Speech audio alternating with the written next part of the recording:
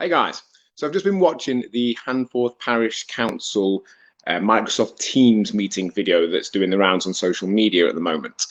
And obviously it's funny, it's interesting, but often, as is the case with these things, what's the most interesting is the comments you get below on the social media post.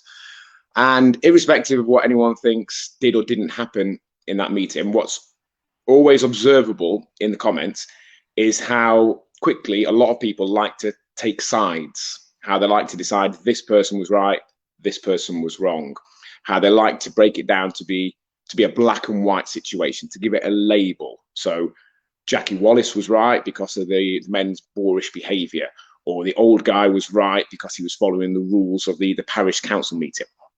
And it's the same with many comments you see on social media posts where people like to jump to one side or the other.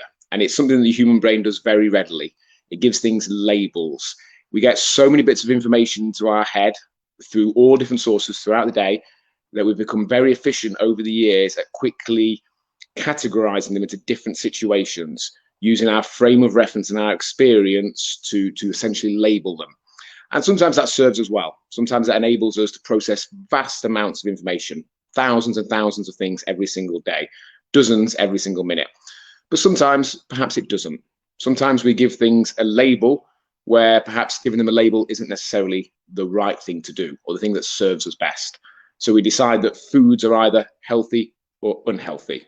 We decide that there's a specific definition of eating healthily, and as soon as we can't do that, we write it off. It's all or nothing. We're either eating like a nutritionist, like a professional athlete, living like a monk, or as soon as that can't happen, we go all the way to the opposite end of the spectrum, and we use the fact that we've had a biscuit as a justification to have the rest of the pack of biscuits, a tub of Haagen-Dazs, and a bottle of wine.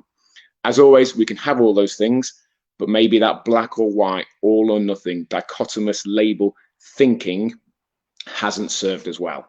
We describe exercise as boring, as though anything can be fundamentally boring or not. Within anything, there are different versions, different ways of doing it.